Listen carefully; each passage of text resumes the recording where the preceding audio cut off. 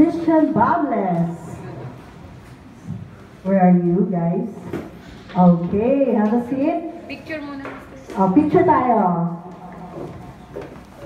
At Michelle Vito is here. And, Michelle, of course. We have Nico and Christian Bables. We'll be calling, of course, the brothers Marco Gumabaw. Let's call him Paolo Gumabaw. Wala si Paolo, pero nasa listahan ko siya. Okay. And of course, we'll be calling the lead stars of I Love You to Death. And Sean D, and of course, Kirai Celis. Hey. Also joining us today as the director of I Love You to Death, none other than Nico Livello. Hi guys. Picture. Okay, look here. Hi, Direct.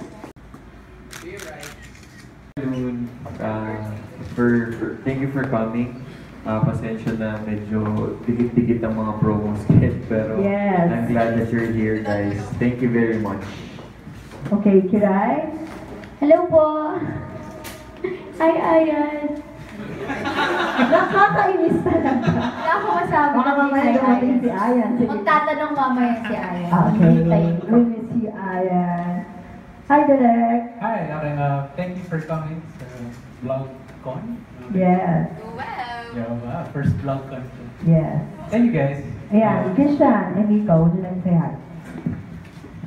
Maraming salamat po sa pag-ibigay niyo po ako sa amin dito and sana po maging maganda po yung pag-uusap natin. Yun, hello po sa inyo lahat. Magandang hapon po. Just going to ask the first question po. Hello po. Hi, Michelle. Michelle, sorry naman. Akala ko question na. Michelle. Ouch. No, sorry. Hello po, good afternoon po. Thank you po sa pagsama sa amin ngayong hapon. Okay. Tita Maridol. Ang takot. Paano mo pa na-convince na bumalik at ito ba yung comeback film? At ano lang mismo? Questions. Well, siguro better ganito nung nagkakadinig ako. Or better with this one. With the mic. Hindi ko naman po siguro sasabihin na inactive, pero siguro naging medyo mapili lang din. Which is, I don't point fingers to anyone but myself. Umabot kasi ako siguro sa punto na hindi ko masyado naiintindihan kung saan ko talaga gusto pumunta kasi hindi ko alam kung ano yung gusto kong gawin. So, for the past 2 years, kung makapansin nyo, I did an album, I did hosting, nagpelikula pa rin naman ako. Pero yung pagbabalik ngayon, it's not necessarily pagbabalik, but pakiramdam ko kasi I owe it to my audience, I owe it to my fans for the past 10 years that have been supporting me na ito yung dito nila ako minahal sa pag-arte. So hindi ko titipirin ngayong ika-10 taon ko na ngayon. Gagawin ko lahat ng bagay na kaya kong gawin, which that is the reason why may pelikula kami ngayon. Ito na yung pangalawang pelikula ko sa taong to. May gagawin pa ulit akong isa. Magte-teleserye ako, naglabas ako ng album, mag-host ulit ako. Hanggang sa kaya ko. Kasi ayoko lang umabot dun sa punto na baka sa sobrang pagod ko at sa sobrang burnout ko, gusto ko na mag-retire. Ayoko umabot sa ganung punto. Pero sa ngayon, masaya ako sa ginagawa ko. Follow-up question pa? Tita Maridol? Wala na? Okay. Who's going to ask the next question? John, you have a question? Actually, natin sila magtanong. Pero I'll go ahead. Chong, kamusta ka na? Mabuti naman ako, mabuti naman ako. Okay. Napaka-formal. Oo, kasi Kumain na ba siya? medyo matagal ka bago ka nagkaroon ng movie. And then this time, you had it with Kiray. Is there something special with Kiray that you actually did this with her? Kasi sabi ko nga nung nagsisimula, gusto ko ng something new, something experimental. Kasi nga, parang, to be honest, parang yun at yun kasi yung ginagawa ko sa pelikula. And nung sinabi nga sa akin na si Kira yung mga kasama, sabi ko, go! Kasi kakaiba to, unique. Wow. Diba? Kaya sabi ko, nung in-offer yung pelikula, game na ako. At the same time, sabi ko nga, I really want to go back to my strength, which is acting. So, napanganak tong I Love You Today. Okay. And Kiray, I've heard yun. Nung nalaman ko si Enchong, sabi ko, bakit hindi si Sam Gilby? Nasaktan ako, Enchong lang? Hanggang doon lang? Okay. Yun na yun? Joke lang. Kiray, I've heard yung title na parang binustow sa'yo. Kasi Ano po? comedy something princess. Huh? Yeah, comedy princess. Talaga ba? Is that something that you'd like to, you know? Actually, ayoko ng tagline kasi ang hirap ng panindigan. Ayoko ng, parang ano yan eh, binibigyan ng mga tagline. Diamond Star, na hindi na yun pwedeng walain sa buong buhay mo o sa pangalan mo o sa pagkatao mo. So, hindi ko alam kung kaya ko yung panindigan, pero nakaka-proud. Nabigyan ka ng tagline. Sino ba naman ako para bigyan ako ng tagline? Yung, ang daming artista sa buong mundo, pero lahat sila wala pang, karamihan sa kanila, wala pang tagline. At nabigyan ako ng chance para magkaroon ng ganon. Wow! Would you know who actually did tell you that? Madaming tao eh. Wow! Yung mama ko, yung family ko yung una. Sila yung nagkalat. Okay. Hindi ko alam. Bigla ko na lang siyang, saan ba? Actually, after pa ng Love is Blind, nababasa ko na siya sa mga articles. Alright, and now na kasama mo si Enchong sa movie, hindi ka ba, kasi syempre nagkaroon din kayo ng mga medyo sexy na scenes. Hindi ka ba nag-hesitate dahil si Enchong? Hesitate na ano? Bakit hesitate? I mean, of course, medyo sexy nga yung scenes. Siyempre pinangangalagaan ko yung career ko. Wow! Pero dahil nga, siyempre, proud naman ako sabihin, gipit ako sa umpisa pa lang, diba? Parang, sige, go! Hindi, alam mo, wala naman akong pinipili. As much as possible, hindi naman kasi siya kabastos-bastos. Funny pa rin siya. Saka in a good way naman na naglalambingan kami, hindi yung kalandian lang. Or, basta, ikagaganda naman siya ng film, hindi naman ako pumapayag na sino ba naman artista pumapapayag na magmukhang bastos sa isang eksena, di ba? Wala naman eh. So, as much as possible, kapag okay naman siya, go. Ayoko sa lahat yung mahinihindian talaga ako. Gusto ko kasi kapag sinabi sa akin, kaya kong gawin yan. So, ayoko nang tumatanggi. Kahit na mga roles, ayoko nang tumatanggi talaga ako. Nakailang movies ka na? I mean, this year? Hindi, anong month na mo ngayon? June. Hindi, yung Love is Blind. February lang yun. Super.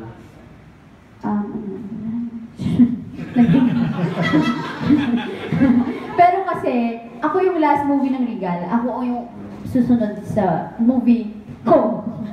So, back to back, Kiray series yun. You think ikaw ang parang pinaprioritize ng Regal? Priority? Mukhang hindi.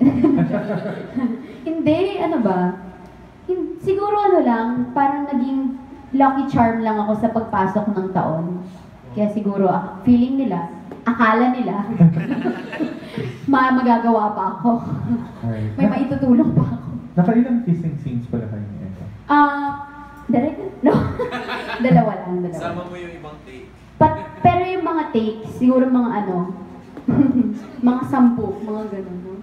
Dalawa lang pero madaming takes. Okay. How about Nico? Can you tell us also yung roles ninyong tatlo? And po, yung role po namin dito, magkakaibigan po kami dito nila Michelle, ni Kiray po, and magpaparkada po kami dito, and kami po yung isa sa mga tututol sa pag-ibigan nilang dalawa ni Kuya Enchong. Ayun, ako naman po dito si Apple, for Apolinario. Kumbaga parang isa pa ako sa mga magbabarkada. Ako po yung gay na pinakang-best friend ni Kiray sa Hindi, grabe. Kumbaga, kung yung mga girls po yung mean, ako po yung kumbaga parang nag-tolerate kay... Yun. True friend, yun. Hello po, ako po dito si Melanie. Isa din... Akala ko red Ano ba?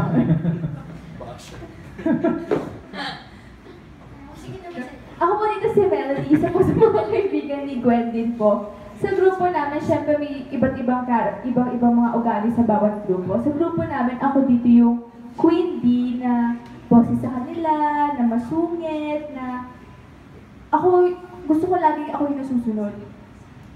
Okay. Were you like the mean girl na nag-ano kayo Kiray? I think sa grupo po namin, ako po yung pinaka-mean sa kanya. Okay. Yan lang muna. Thank you. I have a follow-up question kay Michelle. What was the last project you did on sa TV or sa movie? Love You po. Love You. Nag-end siya ng January. And January po. So how was it working with Enchong and Kiray? Is this your first time? First time po, but si Kiray, naka-work ko po siya sa Love You one episode. Okay. Okay. And And then, Encho? si Kuya Encho po first time. Mabait naman po si first time. First time, si Kiray super friendly niya and sobrang daldal. Walang bago. Walang bago. Walang awkward moment. Walang awkward. Parang hindi ka mag-feeling na left out sa kanya. Si Kuya Enchong, joke lang. Super bait ni Kuya Enchong, tsaka concerned siya sa aming lahat. Hindi siya, gusto mo ng ganito, gusto mo ng ganyan. Ha? Oo! Kay Michelle lang, Kiray. Hindi na-experience sa Kiray. May aso ka naman eh. Anong tanong? Hindi, walang tanong sa'yo. Nagselos ka ba? Binibigyan siya ng ano to? Nagselos saan? Hindi, meron daw binibigyan sa kanya. Binigyan ka? Hindi tinanong lang niya. Sabi ko dahil. Nagtatanong lang siya, hanggang tanong lang si Encho. Hanggang tanong. Oo. Oo. Nagda-diet kasi siya. Oo, sige. Puro tanong siya. Kami yung lagi nagbibigay sa kanya. Pakisulat. Thank you. Direk, may question ako. How was it working with the cast? Kiray, Enchong, Michelle, Christian, Nico? I mean, especially two lead stars. Paano po ang working environment niya pag nasa shooting kayo? Actually, masaya. I mean, ever since nung first line read namin, first time sila lahat na-meet, kahit ako na okay, magiging makulit itong movie na to. I mean, again, yeah, practical tinatanong like, how are they with comedy? Kasi basically, it's still comedy horror. Pero, yun nga, when they read the lines, they understand their characters, doon ko na nakita na, okay, hindi ako mayroon. Hindi ka nahirapan, Direk? Okay. Si Kiray medyo, Medyo? sige. Joke. Magaling si Kiray. Tama yung sinabi niyo yung meron siyang tagline na Comedy princess. Kasi naniniwala ako doon. Karapat-dapat, Direk. Ako ata nagpalat. Pero yan, totoo. Okay. Sino pong susunod na magkakaroon ng hello? Hi guys, kay Direk Nico lang question lang. Would like to ask, paano nabuo yung concept ng script ng movie? It's actually written by Ash Malan. Nandito siya, pero nasa taas ata. Anyway, it's co-produced with Idea First. Na pagmamayari nila Direk Percy Intalan and Jun Lana. And I guess when they had the script and it's comedy, they approached me kasi I'm working under Idea First. And gusto ko talaga ng comedy. That's my forte ko talaga doing anything comedy. They approached me na have a script with Regal and si Kiray yung bida. Automatic go na yun. Kasi I've been working with Kiray since parang normal activities sa TV5. Kasi ako rin yung nagdedirect nun. So when they told me na si Kiray yung bida rin, parang okay, parang normal the movie yung gagawin namin. Pero again, mas bonus kasi nandun sila Enchong and the other guys na lalong lumaki yung scope ng project. Kaya, yeah. Treatment-wise, is there any difference sa usual comedy films na napapanood ng mga tao? Treatment-wise, medyo binalance ko lang. Usually kasi when I have like comedy horror, and it's either horror lang talaga siya or comedy. So I try my best to really balance the two, which is kind of hard. Pero the comedy part kasi madali lang kasi with these guys, sobrang gulo nila sa set na ito.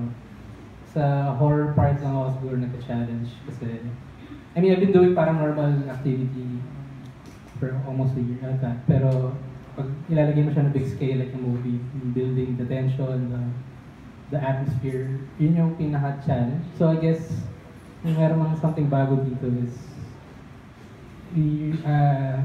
medyo na-balance naman naman konti. Na tumatawa ka at some point, pero at some point, tawa ka may katabi mo na kung shit, ano nangyari dito. Parang ganun.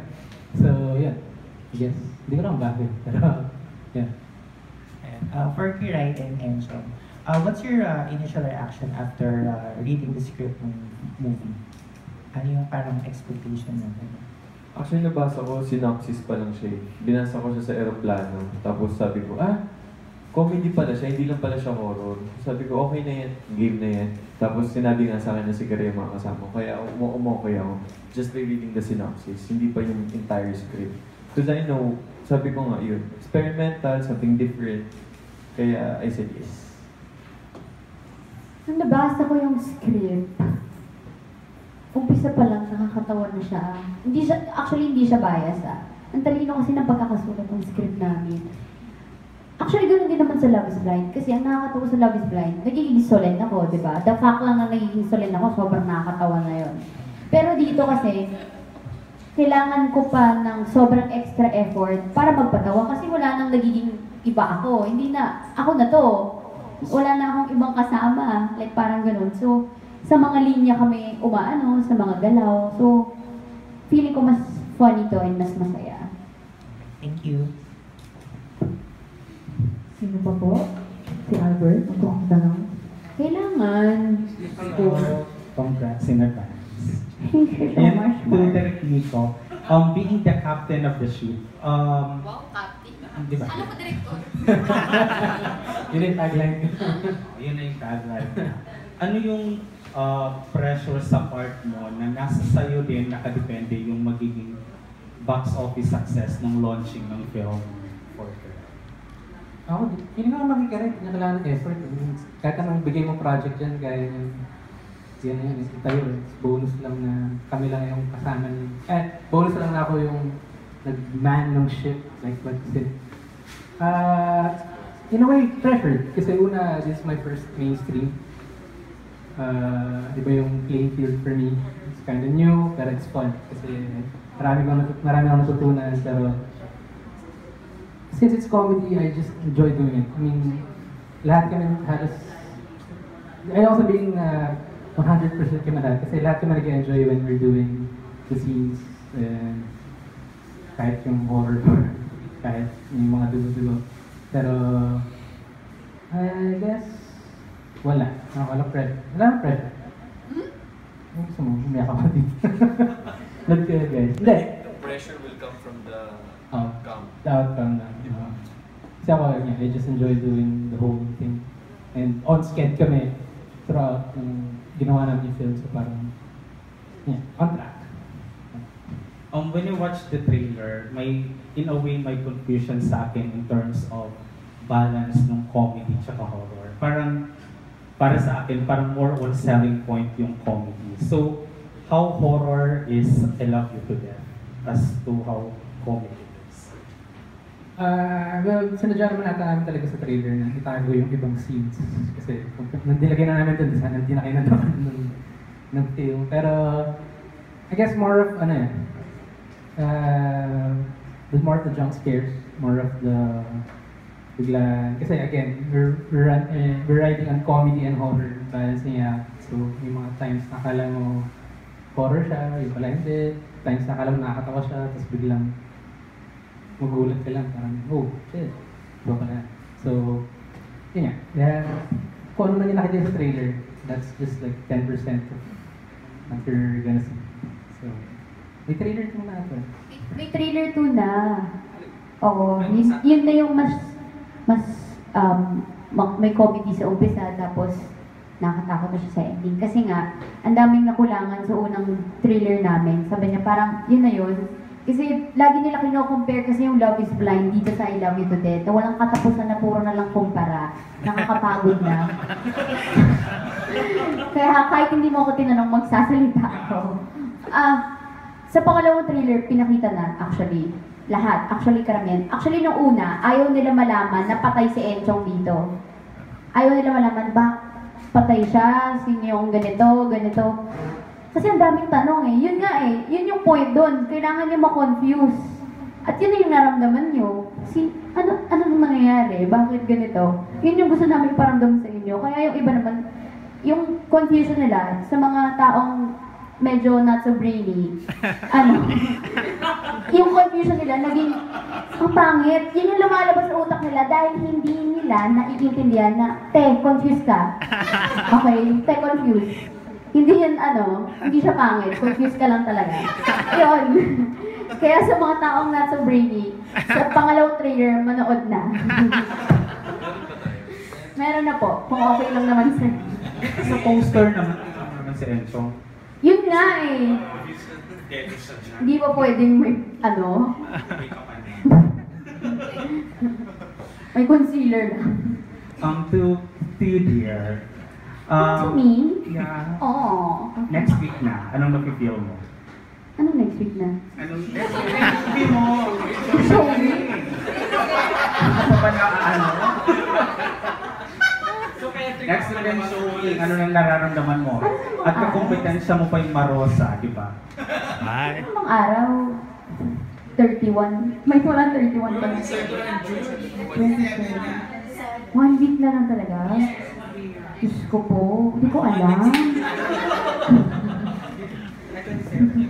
Kasi galing kaming Cebu kagabi, 3 AM na nga kami nakauwi. Alam mo yun, parang grabe. Nararamdaman. Ngayon, nakita na naman wala akong naramdaman. Hindi ko nga alam eh. Hindi nga ako na-inform. Pero yung sa pagiging kalaban namin sa Maria Rosa. Marosa.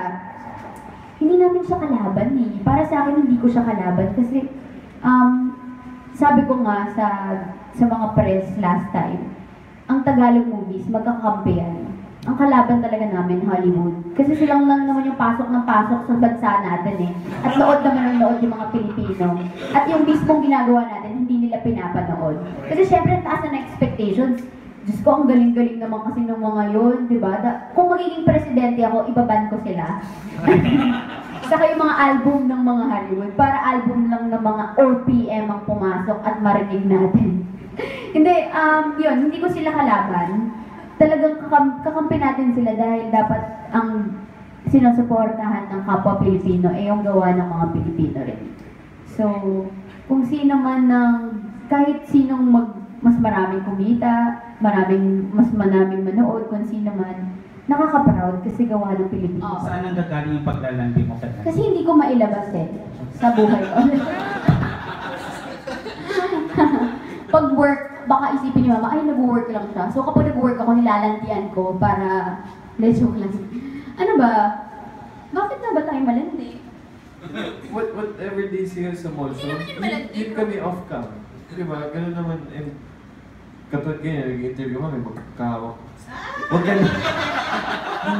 So, kumbaga, dahil na komportable kami off-cam, na ganun kami. So, dinadala lang namin sa stage and we don't put it on dahil nagpo-promo kami ganun. Ganun kami, malambing siya, malambing ako, and that's how it is. You know? And siguro, kunyari si Michelle, kung si Devon naman yung mga kasama ko, it would be the same siguro, di ba? Kasi yun yung na-build namin while we're shooting the film. Saka nung nag-asap na kami, hindi kami nag-rehearsal, hindi kami nag-blocking. Sabi, kahit anong gawin nyo, parang kami, okay. So, kung ano ang ginagawa namin sa ASAP, so kung ano yung napanood na sa ASAP, ha? Okay ba yun? Good thing naman dahil hindi naman tayo nag-rehearse. Walang sinabi sa atin. So, kung ano lang kami, muinawang ako yung moves niya, ganun lang. So, nag-aawakan kami sa stage. Ng boobs? Kung may boobs ako, sa time na yon, pwede naman. Hindi, niya syempre, mas malaki pa nga yung boobs na sa akin. Tapos ano pala, di ba, I understand yung kissing scene mo here is medyo kinda wild. Alam mo si Ayan, ganyan yung mga tanong, puro kissing-sing. Ikaw Ayan na, pumapasok ko kay Albert ha. Naku Ayan, tigilan mo ako. Connecting yun eh. O, ano mo? Pagdating sa showmay, yung kissing-sing, gano'n yun. Ganun siya. O, anong meron sa kissing-sing? Ayun, for Enchong, how did you make Kiray comfortable with the kissing scene? Kasi yung last interview ko kay Kiray, sabi niya, pinakamatindi, naiiyak. Paano mo in-ensure na? Hindi kasi nung tinitake na namin yun, na-awkward siya. Naramdaman ko na na-awkward siya kasi nga hindi naman siya sanay sa mga ganong eksena. So when everyone was teasing her, pinagtatawanan na siya, ito mga bully na to. Yun talaga yung role nila. Oy, ganyan. Ako oo. Kahit si Janice, ganun din siya. Pero sabi ko, I think it's my part to be her love team na susuportahan ko siya. So I just stayed quiet. I let her take her time para kapag nagsimula na kami sa eksena, magagawa na namin. And may mga ilang takes bago namin nagawa talaga kasi na-awkward talaga siya. Pero we did it. Ang awkward mo kasi. Hindi kasi siya sanay sa yung... Kasi ito, si Derek kasi, okay, kukwento ko sa Love is Blind, puro smack-smack lang yun. Hirap na ako nun. Alam nyo yan. Ito, bigay mo na to sa akin. Sige na. Ito lang ibibigay ko. Bigay mo na to sa akin. Bigay mo na to. Sige, Derek, kaya mo yan. Yun pala, grabe yung papagawa niya. Na hindi ko ginagawa at hindi ko gustong gawin. Dahil, sabi ko, baka sa next movie ko, kapag nagkaroon, mas grabe na dun yung gagawin ko na hindi ko na talaga kaya. Gaya nga nasabi ko sa inyo kanina, ayoko nang humihindi. Hanggat kaya ko, gagawin ko. Pero kapag, kaya as much as possible, kapag direct hindi naman kailangan, mga ganun, siya talaga, kaya mo yan. O, ikukwento ko take one. O, kiss, ganyan. Pagka-kiss, cut! Kasi, kailangan namin lumingon pataas. Ako yung biglang lumingon agad. Sabi niya, dapat si Enchong yung unang lilingon sa taas. Ba't ikaw? Ikaw yung anong tawag doon? Ikaw umiwalay. Dapat yung lalaki yung unang na. Pangalawa. Yung pagkakakot niya, parang luging-lugi siya. Hoy! Kung sinabi ko bang lugi, may magagawa ko. Galing to kay Derek Hoy. Alam mo. Wag ako. Don't me. Diba? Niyabangan mo ako. Tapos pangalawa, wala daw akong reaksyon. Wala silang maramdaman. Pangatlo, yung pangatlong malala, mas grabe pa siya kay Derek. Tinalo niya si Derek, sobra. Uy, proud. Proud moment. Actually, napag-usapan niya namin. Sabi kasi alam niya na kinakabahan na ako. Sabi niya, ako gagalaw para sa'yo kasi hindi ko talaga kaya. Kasi grabe kasi to, kung anong pinagsasabing gustong mangyari. Tapos, sabi niya, ako gagalaw. So, napanatag ako, sabi ko, sige, siya na lang yung gagalaw. So, stiff lang ako. Kasi wala namang wedding na naglalaplapan sa harap ng maraming tao. Ilan ko ba dito? Parang gaga. Lahat na napunta akong wedding, smack lang naman. Gusto nito may pagbubuka. Pero mas grabe si Kuya. Mas grabe siya. Ayoko na lang kwento.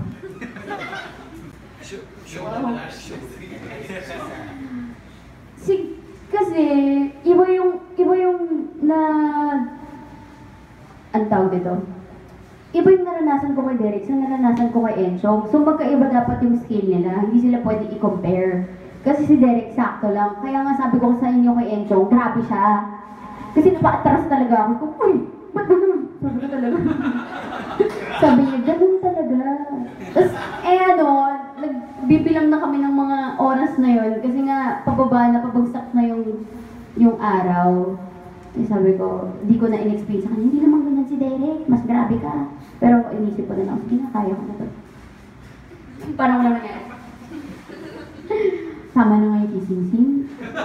Hindi na tayo natapos. You started as a kid. So how what are the things for a star to endure or to stay long in show business? Paano nga ba? Just be you. And ako kasi sobrang normal ko lang, parang kaibigan ko lang kayo nakausap. Hindi yung pag nagtanong ng kissing, okay naman po. Masaya naman po. Magaling siyang po. Ang galing po nang humalik. Pero kung grabe siya, alam mo yun, kung ano nakikita niyo sa akin, ganun lang din kasi talaga ako. And siguro sa mga followers niyo, sa mga nagbabasa ng mga vlogs niyo, siguro gusto rin nila yung mga totoong sagot. Kasi totoo kayo nagtatanong. And siguro sa acting, siguro gusto lang din nila na kailangan laging bago. Hindi pa ulit-ulit yung, yan na naman siya. Kaya nga nung sa Love is Blind, ako yung humahabol kay Derek. Sabi ko kay Mother, dapat si Enchong naman humabol sa akin para may bago. Ba't di kayo nag-react? Yun, di ba? Di ba minsan nakakapagod kung ikaw lang din habol ng hapon? Parang Oreo. Hindi, etches lang yun. Churcher lang gawin. Gusto mo kay Michelle na? The last time I saw you was with Sana Bukas Pa ang kahapon. Yes, you po. You did great in the dramatic scenes. How does it feel for you to parang shift from drama to comedy this time? Actually po kasi, before this, I Love You to Death, nag-love you po talaga ako. So, 8 months po ako sa Love You, talagang comedy po talaga yung Love You. So, parang, hindi din sobrang bago sa akin yung comedy. Hindi lang sobrang bago. So you're breezing it through lang? Tapos, ito pong I Love You to Death, I think mas more on comedy siya than Love You eh. Mas nabigyan ako ng opportunity na magpa-kwela, magpatawa dito. Thank you. Thank you. Kay Enchong, mention kasi na you don't want to reach the point na you'll be burned out. So, during the time pa na you were not active or you were not seen in show business, what were the things that you were doing and ano po ba yung gusto mong gawin? Gusto ko talaga yung album. Seryoso talaga ako dun. Gusto ko talaga siya gawin. That's why I produced it. That's why I produced my concert also. Kasi sabi ko, ito yung nagbigay sa akin ng fire ulit dun sa trabaho ko eh. And I think from Star Magic people, makikita nila ako mismo yung nag-distribute ng ticket, ako mismo yung nagbibenta.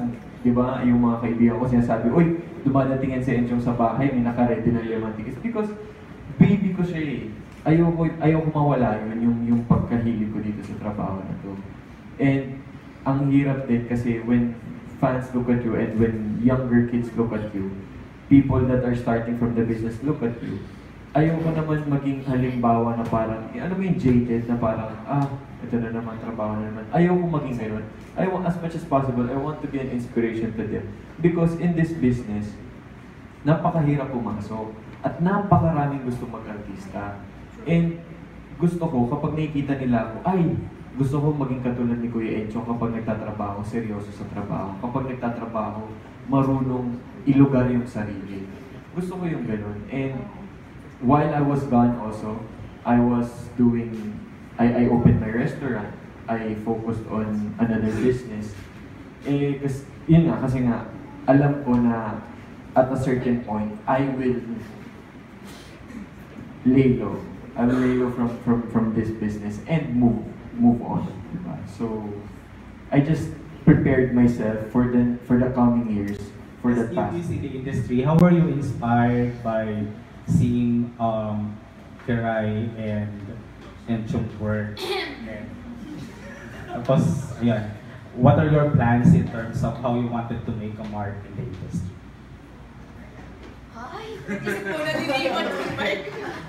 Inspired si Kuya Enchong, si Enchong at si Kiray. Very professional, very professional. Friendly yet professional when it comes to work. Si Kiray, makulit sa off-cam, pero kapag nag-grind na ang camera, ayan na, acting naman talaga. Same thing with Kuya with Encho. Kasi ito eh. Same thing with Encho. Nakikita ko kung paano sila ka-dedicated sa ginagawa nila. So parang ako, bilang baguhan, sabi ko, ganito pala dapat. Ganito pala dapat yung attitude towards work. Kaya siguro sila tumagal ng ganyan kasi ganyan yung attitude nila towards work. So, ayun yung thing na nakapag-inspire sa akin. And then, kung paano ako gustong magkaroon ng market sa industry. Gusto ko na makilala ko as an actor. Hindi bilang artista. I really wanted to be an actor in such a way na parang paano ko ba i-explain? Mag-iiyak ka. Hindi. Pero can I just add something? Hindi nila miss-test. Magaling. Kasi I'm just as good as my last word. So I really wanted to be better than who I am yesterday. So I think, yeah. Iba ka na, Krishna. Hit ko nga yan. Parang already kita, hindi kita naramdaman ganyan. Ayun po, si Kiray po, nakasama ko na po yan sa Paranormal Activity and ganoon din si Direk Nico. And talagang nakikita ko kay Kiray, pag kahit off-cam, sobrang saya niya kasama, sobrang komportable kami lahat. And talagang nakikita ko yung napakagaling niyang artista talaga, lalo na pag naka-on-cam na kami. And kay Kuya Encho naman, malaking karangalan sa akin. Ito rin po yung first movie ko na, at kasama ko po si Kuya Encho. And ano pa lang po, dati pa lang idol ko na po talaga. Like ko po pinapanood yan. And ayun nga po, bata pa lang po, gusto ko na pong mag-artista. And gusto ko pong maging kagaya ni Kuya Enchong din. Idol ko po na sa movie po namin na I Love You to Death. And showing na po sa July 6. And panigurado po kami, hindi lang po kayo tatawa, panigurado po kami matatakot at kikiligin po kayo sa napakagandang si Kiray Celis at napakaganda po si Kuya Enchong. Okay, Christian. Ayun, so pinigay po namin lahat dito ng aming makakaya, lahat po ng talents and skills po namin. So sana po supportahan niyo po kami. Yan, again sa July 6 na po. Michelle. Siyempre po, I Love You to Death sa July 6 na po yan, pang buong barkada, pang buong pamilya, sobrang may enjoy nyo, sobrang worth it po ng palabas. I Love You to Death po, July 6 na po yan. Okay, Trina. Maraming salamat po sa pagpunta niyo po dito. Supportahan niyo po kami. I Love You to Death, July 6 na po yan. On the Regal Films and Idea First po. Gugulatin namin kayo. For sure po yan. Direct Nico. Yeah, thank you for coming and watch I Love You to Death July 6. And please, thank you sa lahat ng vloggers na pumunta ngayon. At sana tulungan niyo kami sa movie namin. Premiere night namin sa July 1, SM Mega Mall, Cinema 7, 7 p.m. At July 6 na po kami showing. So sana please tulungan niyo kami. Promise, mas masaya to, mas mag-enjoy kayo. At mas worth it. I love you to death. Ayun po, humingi po ulit kami ng tulong sa inyo mga vloggers na sana po matulungan niyo kami sa pag-promote ng pelikula namin. And again, thank you very much for coming here. And sana po ma-enjoy niyo rin yung pelikula na ginawa namin at patuloy namin binibenta sa inyo. Saka gusto namin magpasalamat sa mga sobrang sikat sa Facebook, kagaya nila Senyora, mga Gigos Good Vibes. Talagang sinishare nila yung trailer namin. So nakakatuwa. Yung trailer 2, sinare ni Senyora.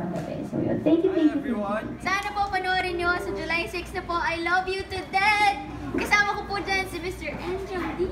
Kiray Celis at marami pang iba directed by Nico Levelo, hatid po sa inyo ng Regal Films. Please tag us kapag napanood nyo na yung pelikula and like.